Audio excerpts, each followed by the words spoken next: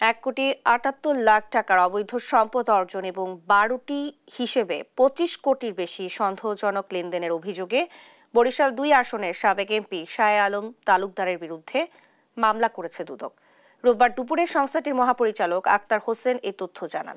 তিনি আরও জানান 5টি ব্যাংক হিসেবে 17 কোটি টাকার বেশি অস্বাভাবিক লেনদেন এবং 3 কোটি টাকার বেশি অবৈধ সম্পদ ভোগ দখলে রাখার অভিযোগে সাবেক যুব ক্রীড়া প্রতিমন্ত্রী জাহিদ আহসান রাসেলের বিরুদ্ধে মামলা করেছে সংস্থাটি। একই দিন দুদক চেয়ারম্যান আব্দুল মোমেনের সঙ্গে সৌজন্য সাক্ষাৎ করেন বিশ্ব ব্যাংকের কান্ট্রি ডিরেক্টর গেইল মার্টিনের নেতৃত্বে 3 সদস্যের প্রতিনিধি দল।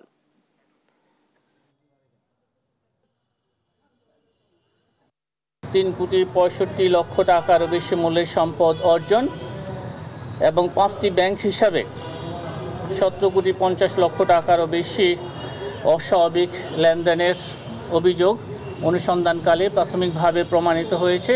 এই কারণে তার বিরুদ্ধে সংশ্লিষ্ট ধারায় আরও একটি মামলা রুজুর সিদ্ধান্ত গৃহীত হয়েছে।